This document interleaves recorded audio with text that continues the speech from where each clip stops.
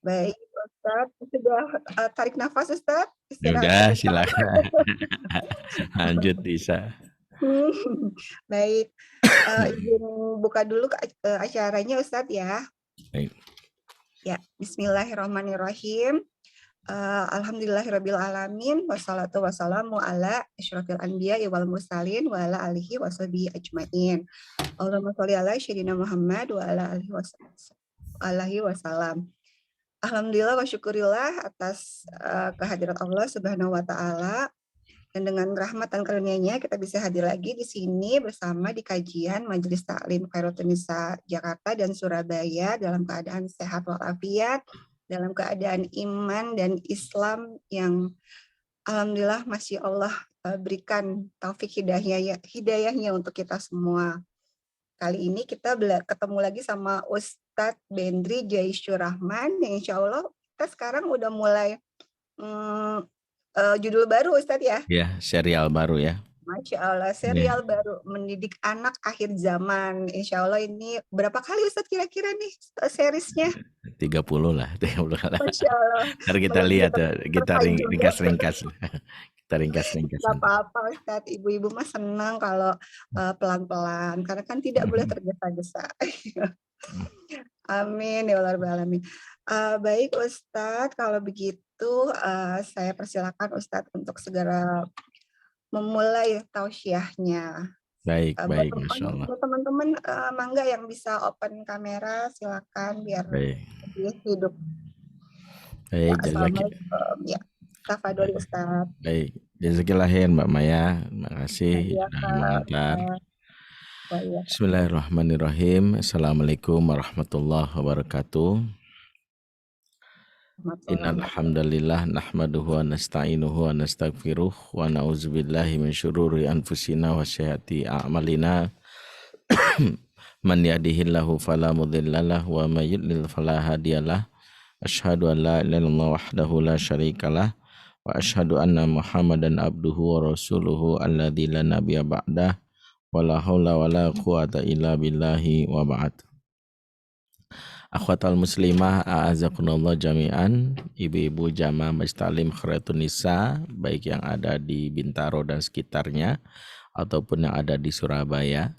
Saya doain ya bisa cabangnya lebih banyak lagi ya, nggak hanya Jakarta, Surabaya, bisa memberi manfaat ya seluruh ibu-ibu yang ada di Indonesia insya Allah. Dan juga buat para jamaah yang menyimak acara ini dimanapun saat ini berada, semoga Allah berkahi kita semua dan semoga kita bisa masuk surga bersama-sama semuanya. Amin ya rabbal alamin. Alhamdulillah di kesempatan di hari Jumat ini kita kembali bersilaturahim. Ya, saya sebut bersilaturahim menyambung kembali ukhuwah. Karena saya juga baru disapa oleh kawan lama ya, Mbak Lili Nailufar yang menyapa ya via DM. Makasih ya terhubung kembali. Dan di kesempatan di siang hari ini Allah memberikan banyak nikmat sekali kepada kita, dan saya mohon maaf sekali meskipun berusaha untuk on time 1:30, tapi perjalanan dari Bintaro ke Jakarta ke rumah maksudnya agak sedikit terlambat.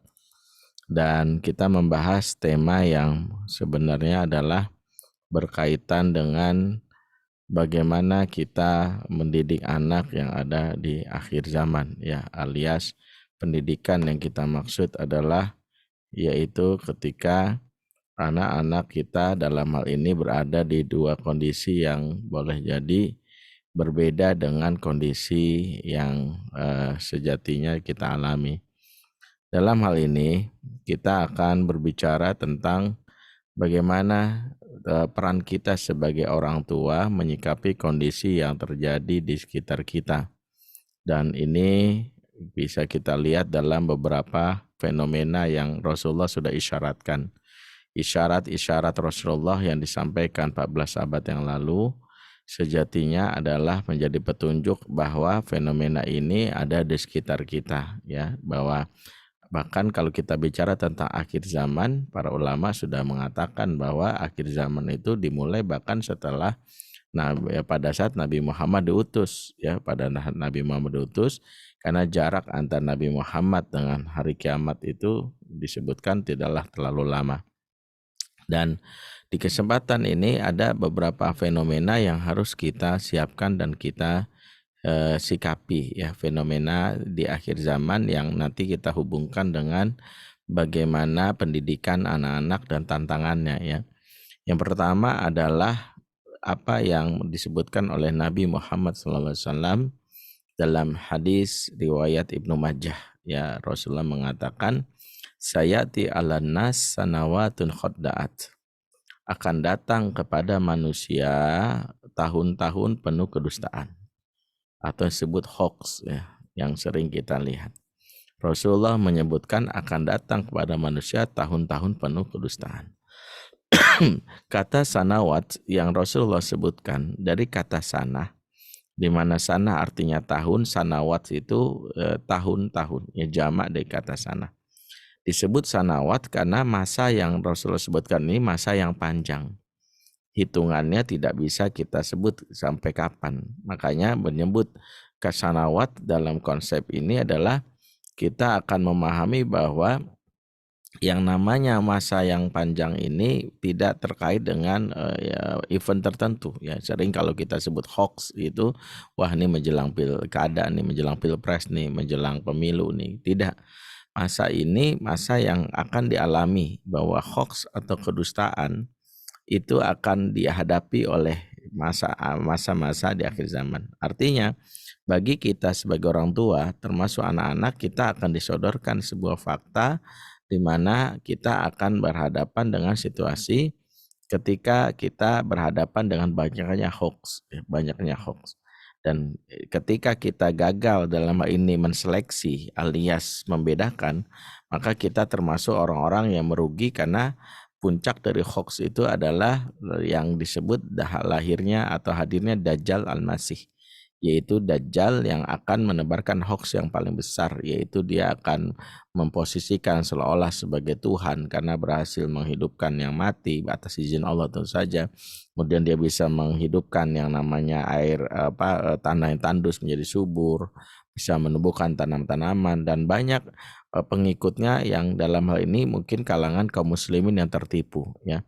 Mereka adalah kaum muslimin yang tertipu, dan itu disebabkan karena mereka dalam hal ini tidak bisa membedakan apakah ini betul-betul ujian atau betul-betul adalah jangan-jangan adalah musibah. Yang itu yang dalam hal ini menjadi salah satu kata kunci kita. Maka fenomena akhir zaman yang akan dihadapi oleh sebagian besar orang tua adalah bagaimana mengatasi hoax ini dalam pengasuhan. Termasuk di akhir zaman ini disambung hadisnya mengatakan yusaddiqu fihal kadhib, ya. Mereka dalam hal ini membenarkan orang-orang yang berdusta, ya. Mereka akan membenarkan orang-orang yang berdusta, alias orang-orang berdusta, pelaku kemaksiatan, orang-orang jauh dari agama Allah. Maka banyak justru pendukungnya. Yusaddiqu menunjukkan bagaimana persetujuan atau dukungan. Sekarang kita lihat bagaimana orang justru mendukung hal-hal yang dianggap dalam syariat sebagai hal yang buruk, ya, dan dianggap ini sebagai bentuk hal yang lumrah, bahkan mengatasnamakan human right. Dan ini hal yang mungkin kita akan lihat tantangan anak-anak di zaman sekarang tuh seperti itu. Sekarang misalnya LGBT sedemikian tumbuh subur, ya, di sekitar kita.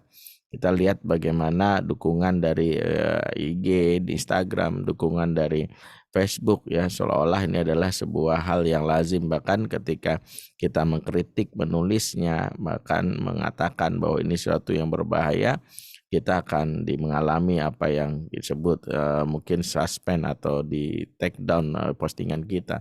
Artinya orang akan memaklumi bahwa apa yang disebut sebagai LGBT, sebagai kemaksiatan, justru adalah sesuatu yang dianggap lumrah atau baik. Nah, ini salah satu yang menjadi poin penting mengapa kita mewaspadai fenomena akhir zaman ini. Ya, bagaimana anak-anak kita akan berada dalam pusaran yang akhirnya mereka mengikuti tren yang muncul. Ya misalnya ada yang sekarang juga lagi ngetren fenomena anak-anak yang nongkrong ya dengan istilah SCBD itu yang ada di daerah Duku Atas, dan kita menganggap bahwa itu adalah bentuk kreativitas ya, banyak support yang mendukung mereka, padahal kemarin sudah kita bahas bahwa justru ketika anak-anak betah di luar, jangan anggap itu sebagai sebuah bentuk kreativitas. Justru harusnya yang kita munculkan keprihatinan. Kenapa? Karena anak-anak, apalagi anak perempuan, berada di luar rumah di waktu malam hari, ya mereka masuk dari golongan yang terperangkap dalam kejahatan yang disebut kejahatan malam, dan itu yang sering kita mintakan dalam doa surat Al-Falaq, Qul a'udzu birabbil falaq min syarri ma khalaq wa min syarri ghasiqin idza waqab. Jadi apa yang disebut sebagai keburukan atau kejahatan ghasiq, yaitu malam yang pekat ya. Ya, jika tenggelam itu menunjukkan bahwa Allah sendiri mengajarkan bagaimana kita berlindung dari kejahatan malam. Sayangnya kita justru membiarkan dan menganggap anak-anak yang nongkrong malam-malam itu sebagai bentuk dari kreativitas, ajang ekspresi diri. Padahal itu adalah sebuah bentuk harusnya evaluasi bahwa rumah tidak mampu membuat mereka betah. Dan yang kedua, masjid tak menjadi tempat pelarian. Kan dua pondasi yang ada di kalangan kaum muslimin di masa sahabat yang tidak berfungsi saat ini adalah itu. Rumah tak dirindukan, masjid pun tak dirindukan. Ini kan bahaya ya. Akhirnya anak-anak betah di luar. Kalau di zaman sahabat, kalau rumah dirasa tidak begitu mengenakan karena ada konflik, mereka nggak jauh lari ya. Ya seperti yang dialami oleh Ali bin Abi Thalib misalnya, ketika suatu hari baginda Nabi menengoknya, menegurnya, kemudian mendatangi rumah Fatimah, bertanya kepada Fatimah, Aina ibnu Amik, ya di mana sepupuku Ali, ya karena biasanya Ali menyambut Rasulullah kalau ke rumahnya Fatimah karena mereka sudah berumah tangga. Maka Fatimah bercerita, kana baini wa bainahu syai'un, antara aku dan dia lagi ada masalah gitu. Jadi ceritain, aku dan dia lagi ada masalah gitu, artinya konflik gitu ya. Ini syarat bahwa konflik dalam rumah tangga hal yang lumrah ya, artinya bahkan generasi sahabat pun mengalami ya. Bahkan Fatimah menyebutkan dia meninggalkan aku tak memberitahu kemana gitu ya. Maka Rasulullah mencari salah satu sahabat untuk dimintai tolong untuk memanggil dan mencari Ali.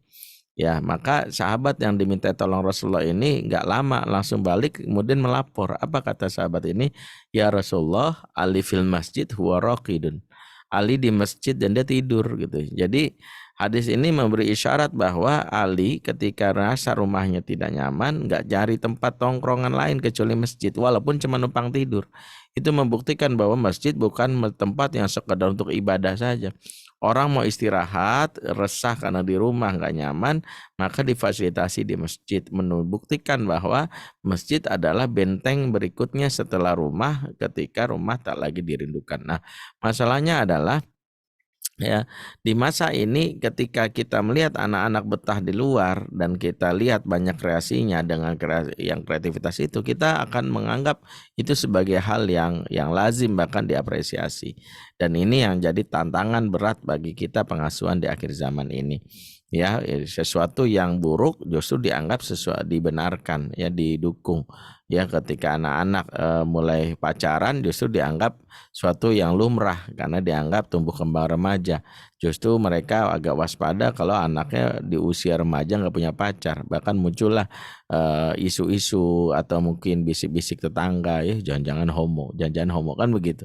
Karena mereka dianggap tidak lazim. Nah, ini salah satu yang menjadi tantangan. Kemudian kata Rasul, wa yukadzibu fiha shadiq, dan mereka di masa itu pun mendustakan orang-orang yang benar. Justru sebaliknya, orang-orang yang benar, orang yang jujur, para ulama yang bicara mengajak pada kebaikan didustakan, ditolak, dijauhi, dimusuhi. Dan ini hal yang kita akan dapati di mana akan terjadi yang namanya situasi yang berkebalikan. Makanya hadis ini membuat isyarat bahwa di masa akhir zaman itu ada situasi terbalik. Yang benar dijauhi, yang buruk justru didekati. Sehingga dari hadis ini kita mendapatkan sebuah kesimpulan bahwa di masa akhir zaman itu yang bisa menyelamatkan itu adalah ilmu. yang bisa menyelamatkan adalah ilmu. Karena ketika seseorang tidak punya ilmu, apalagi prasangka, maka prasangka itulah yang menipu mereka. Karena Allah sudah jelaskan dalam surat An-Nahl kalau tidak salah, wa ma yattabi'u aktsarum illa dzanna inna dzanna la yughni minal haqqi syai'a.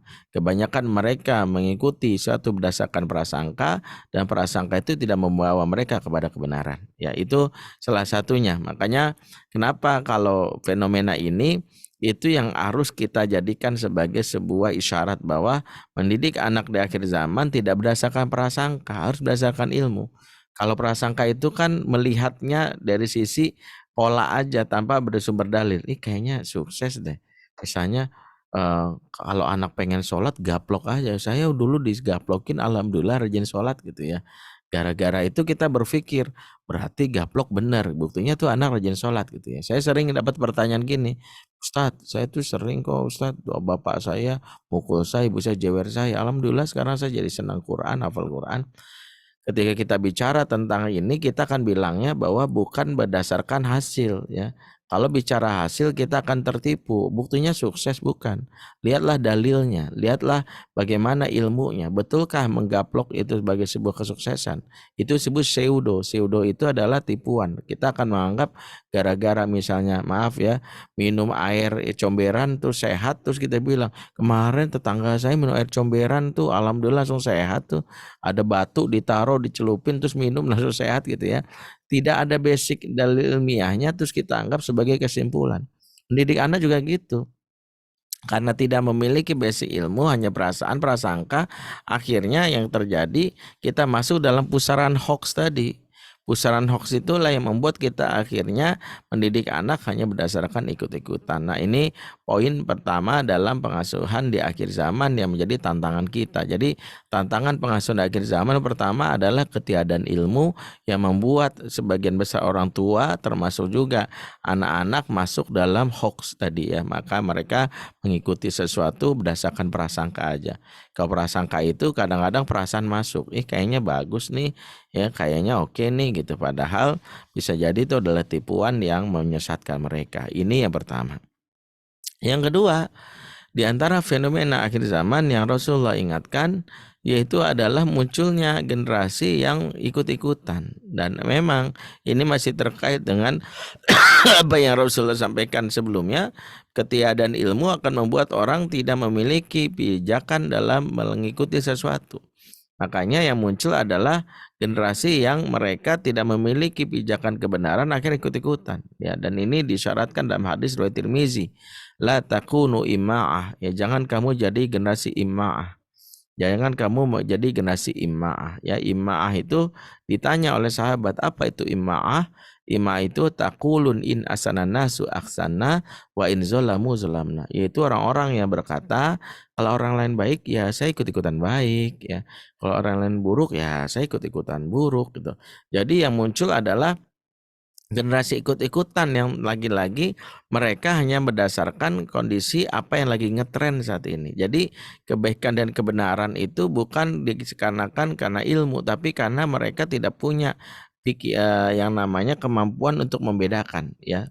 Kemampuan untuk membedakan mana hak dan batil itu tidak dimiliki. Yang ada adalah ini adalah sesuatu yang tren. Maka kita akan dapati fenomena anak-anak yang sholat rajin tapi maksiat jalan. Ya sering kita bahas STMJ itu, sholat terus maksiat jalan. Dan bahkan mereka termasuk adalah anak-anak yang mungkin dalam hal ini ya mengikuti hal-hal yang masuk dalam serangan yang kita sebut Ghazul Fikri ya, sehingga kadang-kadang mereka menjalankan apa yang disebut hijrah pun, yaitu hijrah yang tidak berdasarkan basic ilmu, hanya sekedar ikut-ikutan.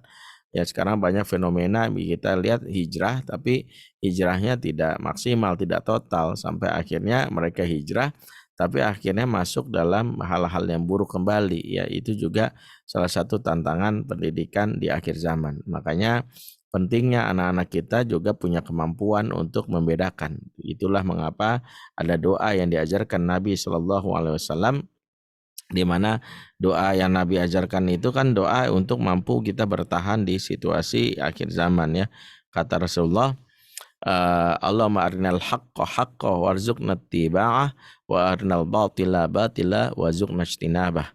Yaitu ya Allah, tunjukilah kepada kami yang benar itu benar, ya, dan berikanlah kami rezeki untuk mengikutinya, alias ya, alias kita memohon agar di masa akhir zaman ini kita mendapatkan petunjuk yang membuat kita bisa membedakan ini benar, ini salah, ya.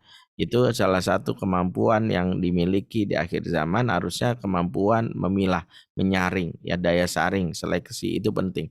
Apa yang disebut furqan, daya furqan itu penting, ya, kemampuan untuk memilah, memilih itu penting. Makanya anak-anak yang tidak dididik dengan kemampuan memilah, kemampuan menseleksi, sangat rentan mereka masuk dalam perangkap ikut-ikutan tadi.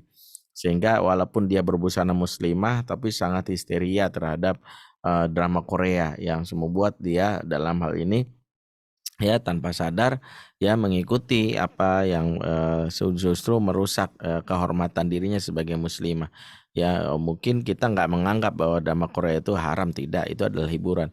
Tapi ketika budayanya, apalagi K-pop yang lagu-lagunya, tari-tariannya itu diikuti bahkan menjadi sebuah kebanggaan semata, itu juga salah satu ancaman yang wajib kita waspadai, ya. Itu artinya kita harus punya kemampuan untuk menseleksi. Itu poin yang kedua. Jadi bagaimana tantangan mendidik akhir zaman adalah terkait dengan ketiadaan ilmu sehingga terangkap dalam hoax. Yang kedua adalah generasi yang mudah ikut-ikutan. Yang ketiga adalah tantangan akhir zaman adalah ketika Rasulullah mengisyaratkan bahwa kita berada dalam situasi yang mungkin mengalami kesendirian atau keterasingan karena kebenaran. Bahwa ada vonis yang mungkin dilabelkan kepada orang di akhir zaman ketika memilih jalan benar, yaitu adalah cupu loh, yang gak gaul loh, ya, yang bahkan kita anggap bahwa label-labeling ini sudah masuk kepada hal yang membuli secara personal. Dan ini sesuatu yang sudah diisyaratkan oleh baginda Nabi. Bahkan Nabi pun sudah mengalami ini sebagai buah dari dakwahnya yang melawan arus utama mainstream. Sebagaimana kata dalam hadis riwayat Bukhari Muslim, Rasulullah mengatakan Islam datang dalam keadaan asing. Ya, Islam datang dalam keadaan badal Islamu ghoriban, kata Rasulullah, badaul Islamu ghoriban fasayaudu ghoriban kama bada'a.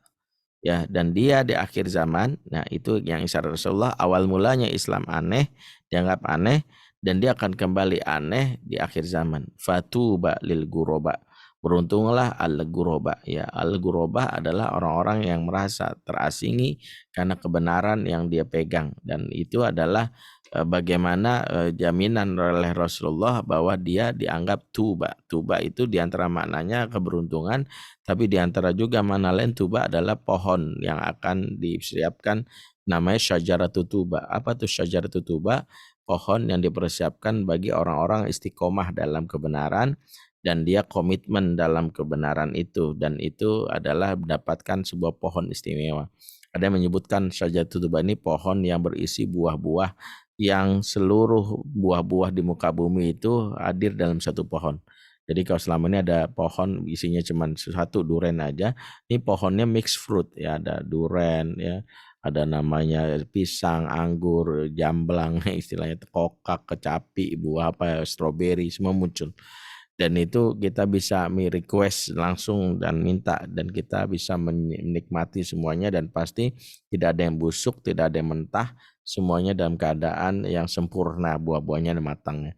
Jadi itu seolah-olah gambaran betapa nikmatnya orang-orang yang komitmen terhadap kebenaran di akhir zaman. Dan resikonya adalah mereka terasing, dan itu di antara yang disyaratkan ini bahwa tidak semua orang siap menanggung resiko ini, alias tekanan mental, bully itu akan muncul, ya. Dianggap cupu, dianggap, ya, dianggap aneh, itu bukan sesuatu yang bisa di sebagian orang bisa menghadapinya, ya, karena fenomena ini menunjukkan bahwa ada yang namanya resiko secara mentalitas yang akan dihadapi, yang membuat ini sebagian orang berpikir. Jadi tantangan ketiga yang mungkin kita pikirkan di akhir zaman itu, yaitu dengan hadirnya fenomena, yaitu orang-orang yang harus beresiko dijauhi oleh masyarakat hanya karena kebenaran. Walaupun dalil ini bukan berarti membuat kita akhirnya merasa bangga ketika kita dimusuhi. Karena gini ya, kalau dijauhi karena kebenaran itu sesuatu yang harus kita syukuri. Tapi kalau dijauhi karena akhlak ya, dan banyak kita yang tertipu, itu justru ada musibah ya. Ada orang nggak mau deket-deket dia rajin sholat tapi mulutnya itu kasar. Saya males banget nih sama dia. Maka kalau ada orang yang ngakunya sholat, rajin, kemudian dia dijauhi, jangan buru-buru menyimpulkan saya ini al-ghuraba nih, saya ini orang terasing hanya karena saya benar gitu ya. Makanya sisi mantap lah dalam sunnah ini ya. Makanya kalau ada orang benci saya biasa aja gitu ya. Begitu ada orang benci dia caci maki. Maka maaf, tidaklah kita harusnya mau berpikir bahwa bisa jadi kebencian orang itu kebencian yang disebabkan bukan karena kebenaran yang kita bawa, tapi karena akhlak kita yang buruk. Jadi bedakan, Rasulullah itu dibenci itu disebabkan bukan karena akhlaknya, karena kebenaran bawahnya. Tapi kalau akhlaknya, bahkan Abu Jahal pun mengakuinya, dia akhlaknya luar biasa, mencintainya, bahkan kagum kepadanya. Orang-orang sekitarnya juga gitu. Disebut Al-Amin itu adalah sebuah pengakuan dari masyarakat, bukan dia ngaku-akui oleh Nabi. Nabi nggak pernah petantang-petenteng kalau kenalan, perkenalkan nama saya Muhammad, tolong panggil saya Al-Amin ya. Saya ini orang paling amanah di muka bumi. Enggak, Rasulullah nggak mengklaim atau menunjukkan bahwa saya Al-Amin enggak. Tapi masyarakat, dan itu menunjukkan bahwa akhlak Nabi yang memang sangat luar biasa, yang itu harusnya jadi sebagai sebuah pengingat bahwa Nabi itu memiliki akhlak mulia. Nah, kalau kita di situasi di sekitar kita dijauhi, dimusuhi oleh masyarakat, jangan langsung mengklaim bahwa karena ini saya guroba, yang saya berada jalan kebenaran, kalau yang dijauhi itu karena mohon maaf ya, buruknya akhlak kita, terutama lisan dan sikap atau tangan kita. Kalau kita tidak memperbaikinya, maka bisa jadi kita termasuk orang-orang yang tertipu ya. Jadi makanya ini juga jadi pengingat bahwa keterasingan itu tidak menjadi pembenaran buat kita kalau kita tidak mengevaluasi diri. Ya, keterasingan adalah sebuah konsekuensi ya, atas kebenaran yang kita bawa, dan akhlak kita yang mulia itu menjadi salah satu ukuran bahwa meskipun kita terasing, tapi kita tetap dihormati dan dikagumi oleh masyarakat. Itu juga harusnya menjadi pengingat buat kita. Nah, ini fenomena yang ketiga. Jadi yang ketiga adalah fenomena akhir zaman yang akan dihadapi, yaitu hadirnya kondisi ketika anak-anak kita atau para orang tua berada dalam situasi yang dia akan berada dalam pusaran akhir zaman, yang resikonya adalah dijauhi atau dimusuhi, dan itu adalah hal yang lumrah itu. Yang berikutnya, fenomena keempat akhir zaman, yang ini sangat relate juga ada pengasuhan, adalah apa yang sabdakan Nabi dalam riwayat Bukhari, layatianna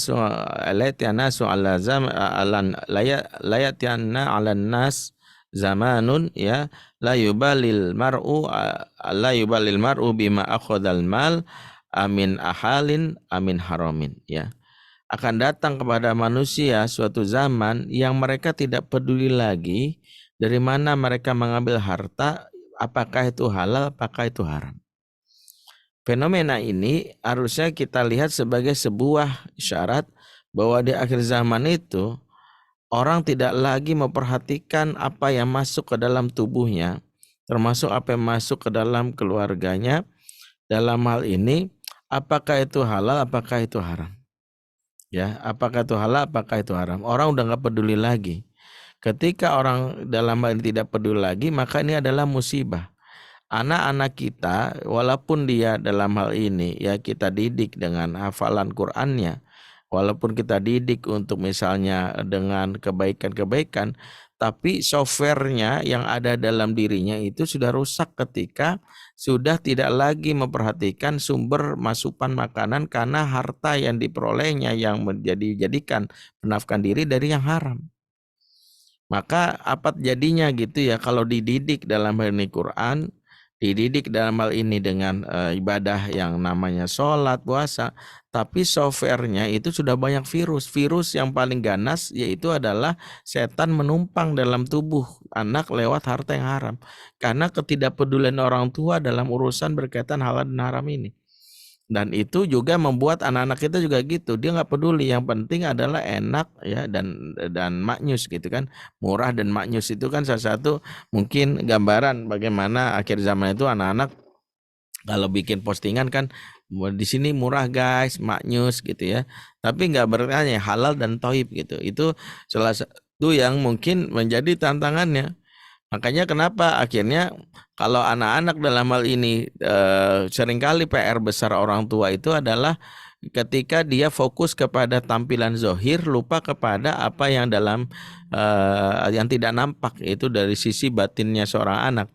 Di antaranya apakah anak-anak kita terpenuhi kebutuhan dasar yang mempengaruhi perbaikan dia di masa depan, yaitu adalah harta yang halal yang diberikan kepadanya yang dipakai untuk menafkahi dirinya. Kalau itu tidak dilakukan, maka sehebat apapun kita dalam teknis urusan pengasuhan pasti gagal. Ya, sebagaimana pernah mungkin saya ceritakan ya kisah ada seorang bapak ya supir Gojek, pernah saya numpang karena malam-malam saya ngisi kajian di sebuah BUMN, tiba-tiba dia nelpon maaf tiba-tiba dia menjemput ya.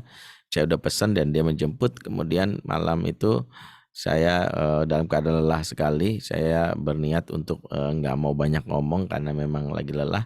Tapi bapak yang datangin saya ini orangnya sangat talkatif ya, belum apa-apa udah nanya, malam Pak mau pakai helm atau Pak? Enggak, saya bilang pakai, singkat aja saya. Kemudian pakai masker enggak Pak? Dulu belum pandemi kan, saya bilang nggak usah. Tiba-tiba dia di perjalanan saya diam aja, dia mulai ngobrol gitu, nanya, oh Bapak kerja di sini Pak gitu. Saya bilang enggak gitu, karena memang saya habis ngisi kajian jadi bukan kerja sih. Oh kerja di mana Pak gitu, saya jawab di mana-mana gitu. Saya sengaja singkat gitu biar tahu saya lagi capek gitu. Oh Bapak kerjanya banyak juga ya Pak, berarti penghasilan Bapak lumayan juga ya, emang kerjanya apa Pak? Saya bilang ngaji, ngajar gitu. Oh, ngajar apa Pak? Ngaji gitu. Oh, Bapak Ustadz. Waduh, alhamdulillah deh, boleh dong kalau gitu saya tanya-tanya Pak Ustadz gitu. Saya bilang deh tadi kan situ udah banyak nanya gitu. Dia senyum aja, iya tuh Pak Ustadz, soalnya nih pas banget nih saya udah mengalami kegalauan udah lama ini. Maksudnya apa ya? Saya kebetulan ditawarin aplikasi di saya kan supir Gojek itu, ditawarin aplikasi oleh teman saya, yang aplikasi ini konon bisa membantu kita meningkatkan penghasilan. Caranya adalah aplikasi ini akan memblok semua orderan GoFood yang ada sekitar kita, nanti larinya ke kita doang bukan ke yang lain.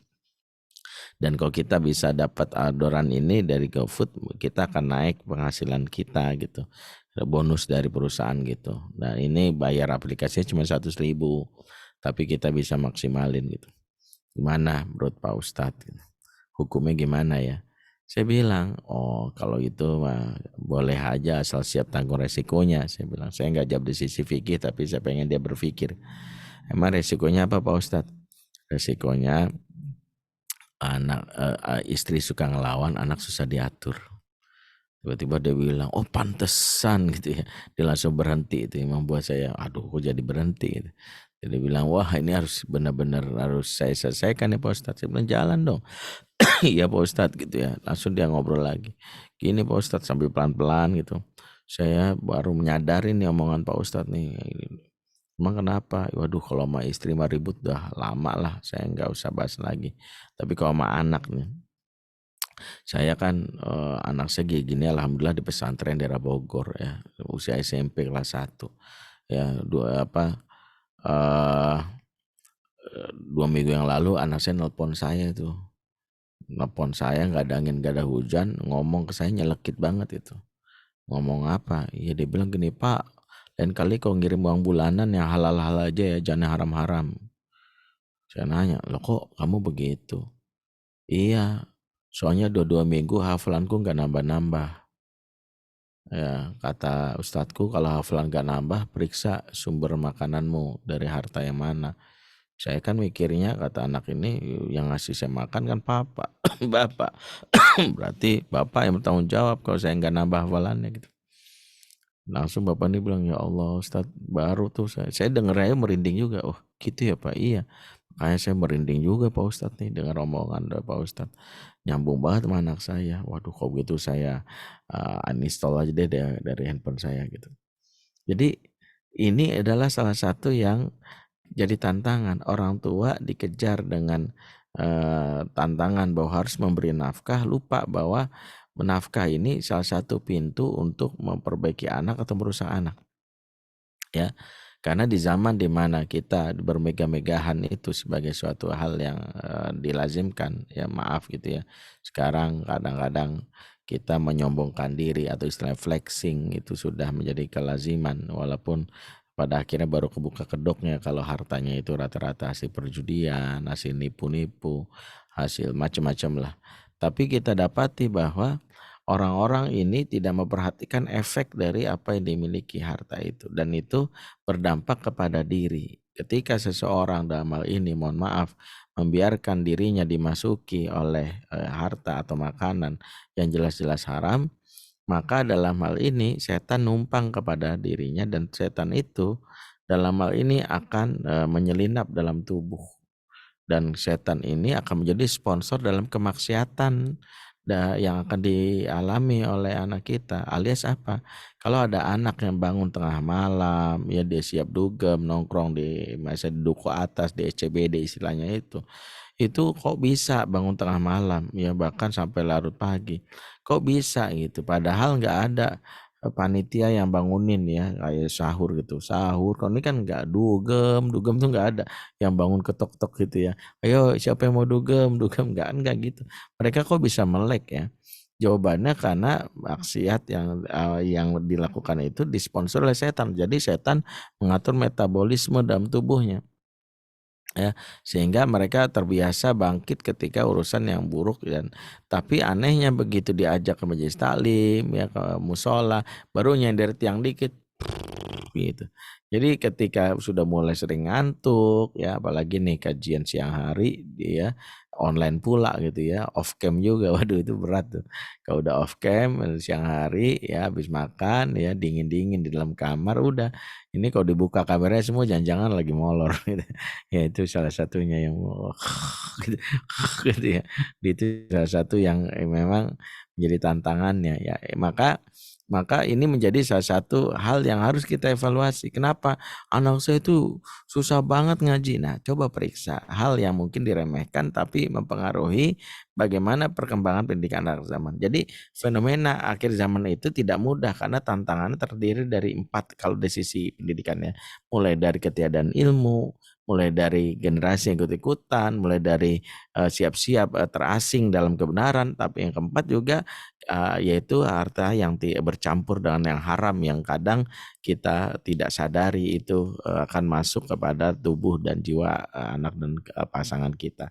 Maka 4 inilah yang kita anggap sebagai tantangan, dan mudah-mudahan dengan materi kita yang bersambung ini sepanjang beberapa episode ini menjadi sebuah pelajaran agar kita bisa mewaspadai 4 tantangan ini. Kita akan bahas di sesi berikutnya ya. Jadi kita akan bisa mengurai satu-satu bagaimana sih supaya anak saya itu tidak termakan hoax, bisa menjadi pendukung kebenaran, betul nggak? Dia tidak ikut-ikutan, ya, dia berani walaupun sendirian, dan dia termasuk yang tidak masuk dalam kategori makanan yang haram yang dia makan. Nah itu adalah butuh effort yang luar biasa insya Allah. Baik, itu saja karena pukul 14.32. Mohon maaf karena waktunya. Kita akan lanjutkan di sesi berikutnya. Aku qouli hadza wa astaghfirullaha wa lakum. Assalamualaikum warahmatullahi wabarakatuh. Ya, Waalaikumsalam warahmatullahi wabarakatuh, Ustadz. Masya Allah ini baru pembukaan ya ini. So, nanti, Ustadz ini nggak ada tanya jawab ya? Udah-udahan. Boleh, tanya boleh Boleh aja. sedikit. Baik, ada yang mau bertanya kah, Ibu-ibu? Ini, aduh maaf ya, live transkripnya keluar terus ya tadi. Ada yang mau bertanya? Jika tidak, kita ketemu lagi bulan depan. Insya Allah. Insya Allah. Terima kasih Ustadz ya, Mbak Lena. Makasih. Ini ya, silakan. Nah, ini ada dari Mbak Siti. Bagaimana cara berbakti kepada orang tua yang menzolimi kita? Wah, bagaimana tuh Pak Iya. Ustadz? Hal yang pertama, kita harus memposisikan diri bahwa kita dihisap atas sikap kita terhadap orang tua, bukan atas orang tua terhadap sikap. Orang tua diminta pertanggungjawaban, kita pun diminta pertanggungjawaban. Maka yang harus kita pahami adalah orang tua yang zolim, maka dia bertanggung jawab sama Allah. Tapi melawan kezoliman itu dengan melakukan hal yang dimurkai Allah justru merugikan diri kita. Makanya dalam hadis yang kita pahami, pertama Rasulullah SAW itu mengingatkan tentang bagaimana bukan melawan kezoliman tapi menghentikan kezoliman. Unsur akhoka zolimun aw mazlum. Tolonglah saudaramu, orang terdekatmu yang berbuat zolim dan yang dizolimi. Ya, pertama adalah Rasul ingatkan, tolonglah yang berbuat zolim dan yang dizolimi. Kalau yang dizolimi, para sahabat nggak ngerti. Artinya, ya segera, tapi yang berbuat zolim gimana? Kata Rasul, hentikan kezolimannya.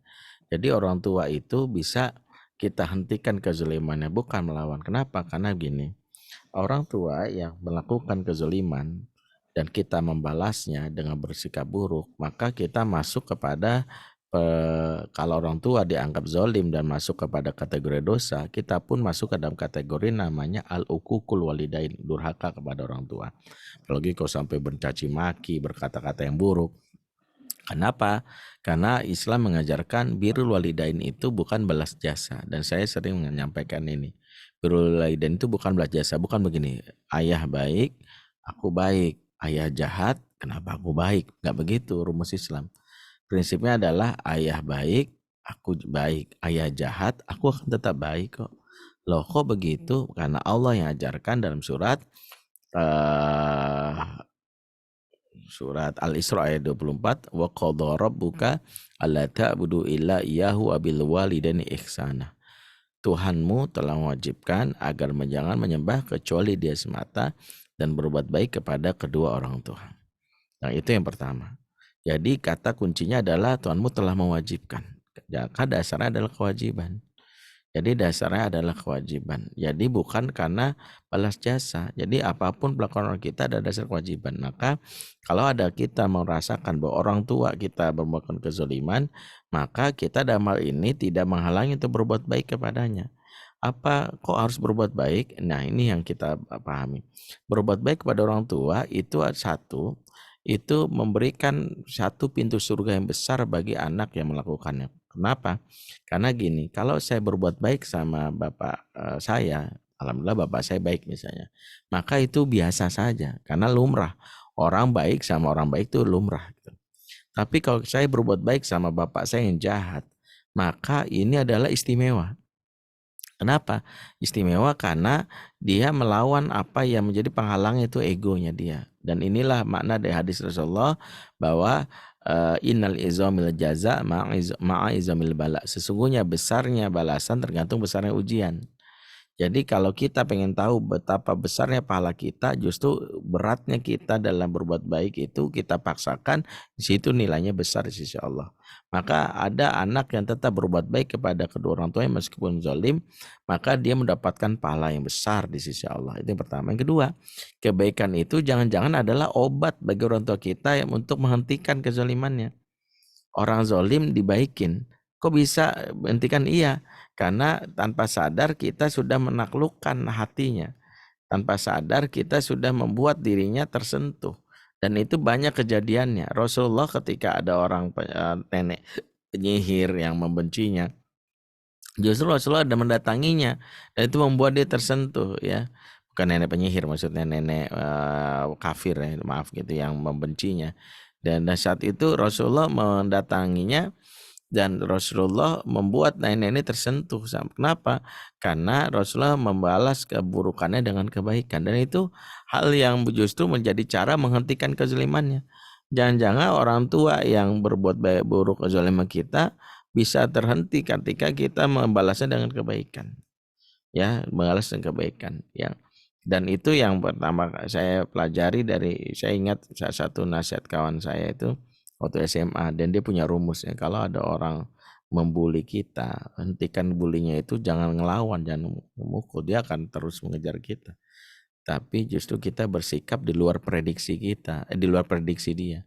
Unpredictable. Jadi ketika dia memprediksi, paling dia takut nih, paling dia ngelawan nih, paling dia ini, maka dia pasti malu sendiri ya. Saya nggak ngerti maksudnya. Saya ingat waktu saya lulusan SMA, sekolah saya itu sering banyak orang anak-anak SMA yang dipalakin gitu. Ya saya ingat jalan waktu sama dia itu, tiba-tiba ada tukang anak SMA yang malak, sini lo gitu ya. Ya namanya naruh anak SMA, waduh habis itu saya mau kabur, ini dia nggak usah kabur kata teman saya. Didatengin, disalamin, jadi tukang palak salamin. Assalamualaikum bang, ya mudah-mudahan abang sehat. Abang butuh duit ya, digituin. Saya kaget, dia malah nawarin. Terus saya bilang, ini saya ada uang, dan kalau bisa kasihnya ke orang tua bang, emak gitu, emak sehat ya gitu. Sampai saya bengong nih orang, saya bilang ngaco apa ya gitu. Tapi saya bilang, terus sampai malah kan bingung, ini kalau mau kasih ke emak, mudah-mudahan emak dapat yang halal kan. Dia kikuk gitu, saya bilang siapa sih lu gitu. Enggak, so akrab banget lu. Enggak, saya enggak so akrab gitu. Bego lu. Iya bang, saya bego gitu nih. Abang kan pinter pastinya, makanya kan abang pinter, pasti abang bisa tahu lah mana yang baik buat kita gitu. Jadi dia sampai bilang, malas gue urusan lu, pergi lu lah gitu. Sampai kita dilepas. Di situ saya belajar bahwa ternyata memang orang-orang yang selalu bersikap zalim sama kita karena kita reaksinya selalu sama terhadap sebuah keburukan. Kita tidak melakukan reaksi yang membuat orang lain tuh kok beda reaksinya gitu. Itulah kenapa Malik bin Dinar mampu membuat seorang penjahat berubah tahu-tahu gara-gara dia maling di rumahnya di waktu subuh, ternyata nggak dapat apa-apa gitu menjelang subuh. Malik bin Dinar lagi sholat malam tahajud gitu. Malik bin Dinar ngelihat dapat nggak? Ya, dia bengong, nggak ada, ya udah duduk, suruh diajak makan gitu ya. Artinya apa? Maling ini nggak nyangka loh, kok diperlakukan begini. Alih-alih diusir, digebukin, malah diperlakukan baik. Maka kita belajar bahwa apalagi orang tua kita, pastinya ketika dia berbuat zolim, bisa jadi dia mungkin nggak tahu kalau itu zolim. Bisa jadi itu karena kebodohannya. Maka jangan membalasnya dengan amarah, tapi mentikan dengan sikap yang terbaik kita. Allah alam shawab. Ustadz masih ada lagi apa masih bisa? Silakan. Oke. Baik, alhamdulillah. Ini dari Barina. Assalamualaikum Ustadz, bagaimana caranya mengimbangi pertumbuhan anak dengan majunya teknologi seperti sekarang? Seperti benarkah tidak memperkenalkan TV dan gadget sama sekali kepada anak-anak? Ini sama dengan Mbak Raihana nih, anak perempuannya 9 tahun suka joget TikTok. Langkah awal biar nggak suka joget gimana Ustadz? Udah di-uninstall tapi dia bisa install lagi. Ya. Kalau kita model pendidikan yang mungkin kita akan bahas di sesi berikutnya ya. Satu, ketika orang tua menghadapi situasi di luar banyak virus, seringkali yang dilakukan adalah mensterilkan anak dari virus di luar. Dan itu disebut sterilisasi. Maka yang terjadi sangat rentan anak-anak yang disterilkan ini mengalami apa yang disebut yang namanya sindrom happy pedal. Sindrom happy pedal adalah anak-anak yang justru bertindak liar dan brutal karena excited dengan pengalaman barunya dalam kemaksiatan gitu ya. Maksudnya apa? Misalnya gini, orang kalau lagi nyetir mobil ngerem terus panjang itu selama 10 kilo. Begitu dia tahu pusat kemacetannya itu ada kecelakaan dan di depan lowong, begitu lewat dari kemacetan dia ngebut, ada yang namanya kecelakaan baru di situ. Sebagian besar anak-anak yang di rumahnya disterilkan, gak boleh handphone, gak boleh ini, gak boleh ini, maka ini akan memberi pengaruh kepada anak-anak ini ketika lepas dari orang tuanya. Apa? Satu, dia justru excited banget terhadap sesuatu yang sebenarnya bukan hal biasa gitu, seperti dia nonton TV, ada yang sampai iklannya ditontonin gitu, sampai saya ingat ketika saya membimbing salah satu program pemilihan dari cilik di sebuah stasiun televisi, anak-anak yang dikarantinakan di rumah karantina itu ada yang punya kamar yang difasilitasi TV.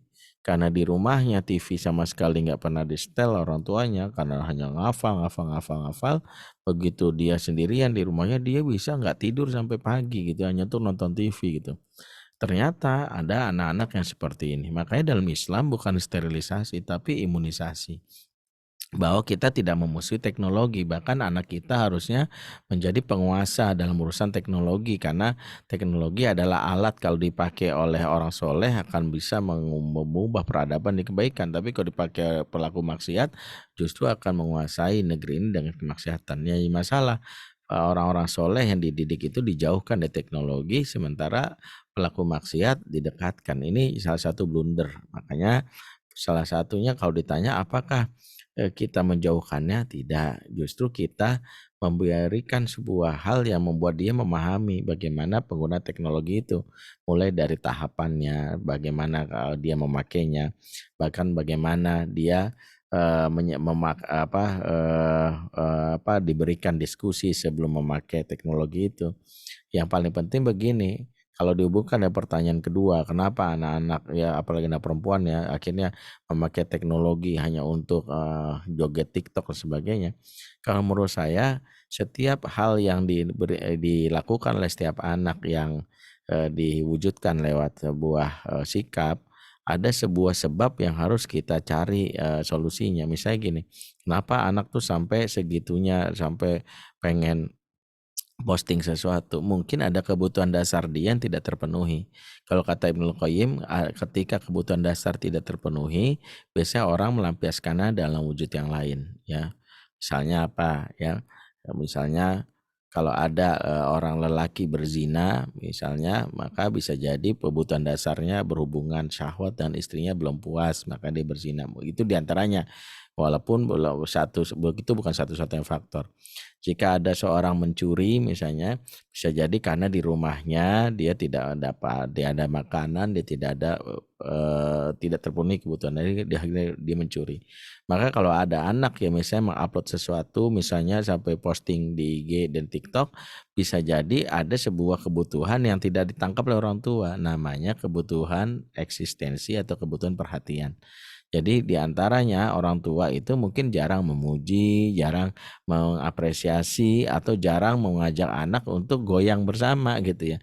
Dalam hal ini maaf kata ya, kita ini merasa bahwa kalau anak mengekspresikan depan kita goyang dianggap salah, padahal biarkanlah anak seliar mungkin dalam tanda kutip di depan orang tuanya, karena di depan mahram. Sama seperti seorang istri dalam hal ini bersikap liar dalam tanda kutip depan suaminya, itu masih halal, sah-sah saja. Tapi kalau sudah di luar, itu yang dia agak adab. Nah, ketika dia tidak dapat ya, misalnya seorang wanita yang dia tidak bersikap bebas di depan suaminya, makanya dia lampiaskan di sosial media. Begitu juga seorang anak perempuan, dia jarang dipuji, dia jarang perhatikan. Makanya kenapa dia posting itu? Karena dia pengen dapat acungan jempol, pengen dapat komen. Maka yang harus diperbaiki adalah sikap kita dalam memenuhi kebutuhan dasar dari anak wanita ya. Kalau saya sarankan ya, ayah bunda yang punya anak perempuan, ada kelas yang bisa diikuti namanya kelas mendidik anak perempuan. Itu ada di website kami www.fadarma.id. Jadi pelajarilah tumbuh kembang anak perempuan dan di mana kita memberikan stimulasinya sehingga kita bisa tahu apa yang harus dilakukan. Nah, itu ada kelas khususnya di website kami di www.fadarma.id, kelas mendidik anak perempuan. Yang anak laki-laki juga ada. Wallahu a'lam bishawab. Ya, Masya Allah. Ustaz, ini satu lagi aja nih. Apakah nafkah sebagai karyawan bank termasuk nafkah haram? Ini gimana, Ustaz? Ya, Ya. maka jawabannya adalah fatwa. Fatwa ulama lah yang berhak. Makanya coba cari fatwa yang bisa yang akan membuat kita merasa tenang. Banknya bank apa? Kalau bank syariah jelas. Kenapa muncul syariah? Karena ini adalah lawan, kan kalau lawannya syariah berarti tidak syariah. Maka kenapa hadirnya syariah? Karena sebelumnya tidak syariah. Dari istilah ini saja maka wajib kita curiga. Apakah ini sesuatu yang halal gitu ya. Kalaupun kita berdalih mungkin gak haram, minimal syubhat. Maka saya bukan ahli fatwa, saya berhati-hati supaya dalam hal ini saya lebih mengarahkan gini, kalaulah misalnya kita merasa itu adalah haram karena kita udah cari dalil fatwanya dan kita merasa mantap dengan itu, maka berusahalah dari sekarang untuk mencari pekerjaan lain sambil berdoa. Ya Allah, ya belum suamiku nih belum siap untuk meninggalkan dan tapi aku pengen supaya segera kalau nggak berdampak. Mohon sama Allah. Allah Maha tahu ya. Kalau kita pun resiko langsung ninggalin pun memastikan juga jangan sampai suami nggak punya pekerjaan akhirnya malah zolim nggak menafkahi istrinya. Jadi saya berpikir memang cari fatwanya, keterangan para ulama dan kita tanyakan pada hati nurani kita dari penjelasan itu. Kalau dia bilang oke ternyata kesimpulannya haram maka tinggalkan sambil kita mohon sama Allah. Tapi kalau ternyata ada yang membenarkan dan kita baca dalil-dalilnya, ada kesimpulan yang merasa ini adalah benar dan ini tidak haram, ya silahkan saja. Tapi yang setelah itu tanyakan ke hati nurani. Kalau kok kayaknya hati saya gelisah ya, kok belum siap juga ya, maka wajib kita mungkin menelaah dari sisi perasaan kita. Kalau ternyata pengen tenang, lebih baik cari jalan aman, yaitu mencari sesuatu yang lebih baik dari pekerjaan itu. Ya Allah alam sama. Iya, alhamdulillah Ustadz. Ini ada satu lagi Ustadz, kasihan. Bagaimana cara berkomunikasi kepada anak yang beranjak dewasa supaya tidak terkesan mendikte, Ustadz? Ya, Maaf. jadilah coach, jadilah coach. Rasulullah SAW itu tidak pernah menasihati anak ketika dia beranjak remaja, karena di antara pelatih yang dilatih ke anak remaja itu adalah thinking skill. Suatu hari ada seorang anak bilang, ya Rasulullah, saya ingin berzina gitu. Rasulullah nggak bilang gini, astagfirullah zina haram gitu, tidak. Rasul bertanya, kalau ibumu dizinai gimana? Kalau adik kamu dizinai gimana? Kalau saudara perempuanmu dizinai gimana? Dan dia bilang aku nggak suka. Nah demikian juga orang lain tidak suka seorang terdekatnya perempuan kamu zinahi. Artinya di antara yang kita hindari pada saat anak dan remaja itu adalah terlalu too much talking.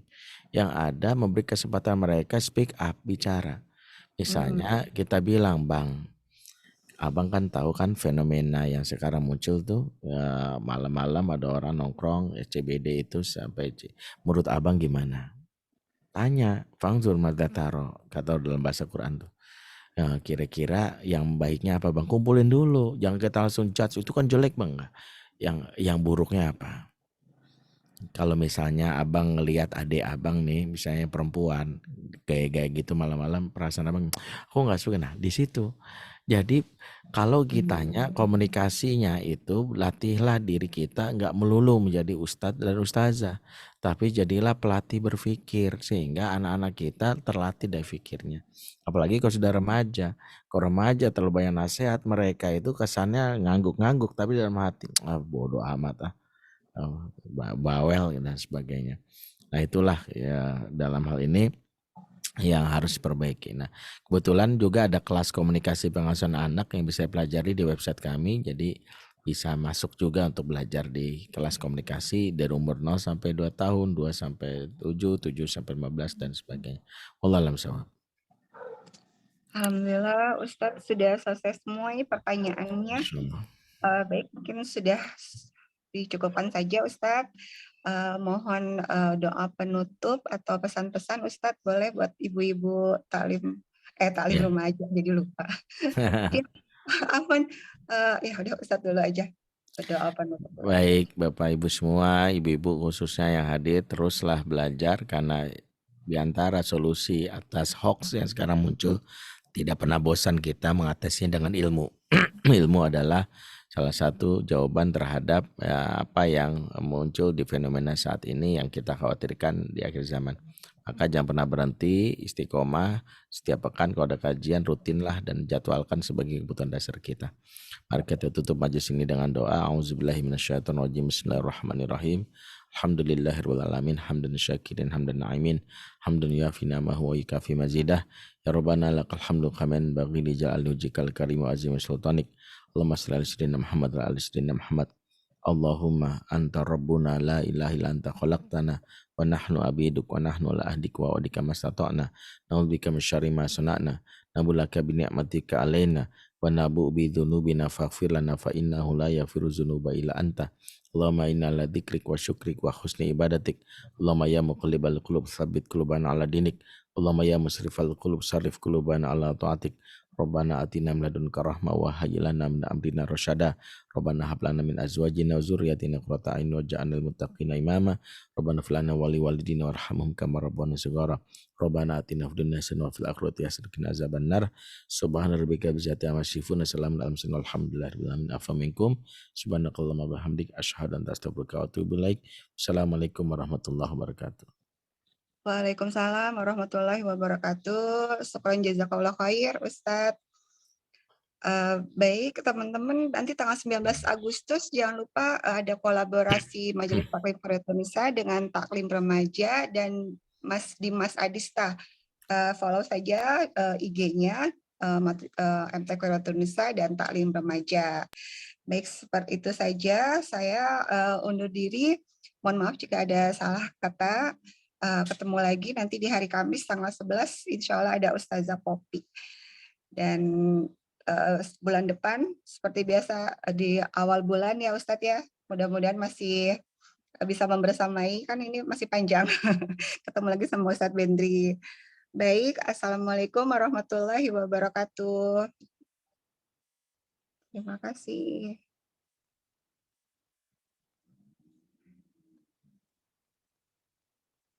Izin live ya Mas Sahid. Makasih Mas.